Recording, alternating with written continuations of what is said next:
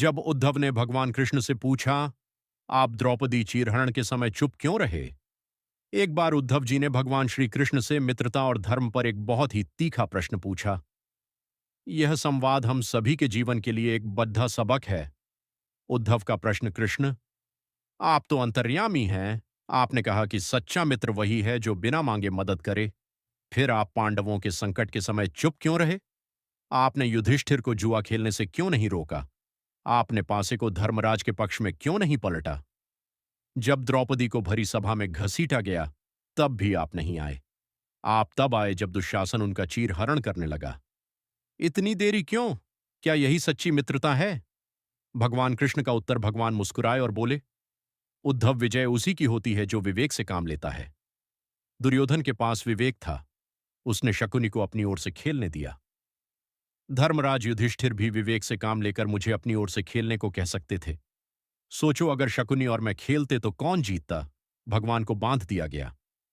धर्मराज ने मुझसे प्रार्थना की थी कि मैं तब तक सभा कक्ष में न आऊं जब तक कि मुझे बुलाया न जाए।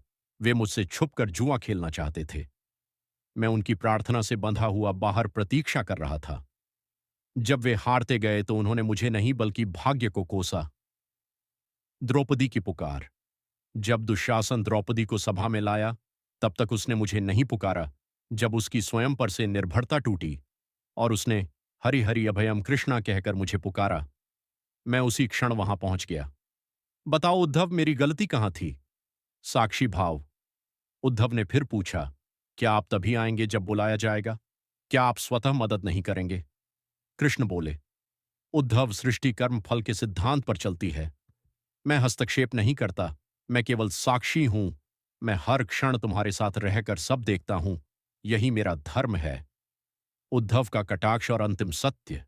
उद्धव बोले, वाह, तो हम पाप करते रहें और आप बस देखते रहेंगे। भगवान ने अंतिम सत्य कहा, उद्धव, जब तुम यह अनुभव कर लोगे कि मैं हर क्षण तुम्हारे साथ हूं और तुम्हें देख रहा हूं, तो क्या तुम पाप कर सकोगे? तुम पाप तभी करते हो जब मुझे भूल जाते हो और सोचते हो कि कोई नहीं देख रहा। युधिष्ठिर की भी यही भूल थी। निष्कर्ष, उद्धव जी अभिभूत हो गए।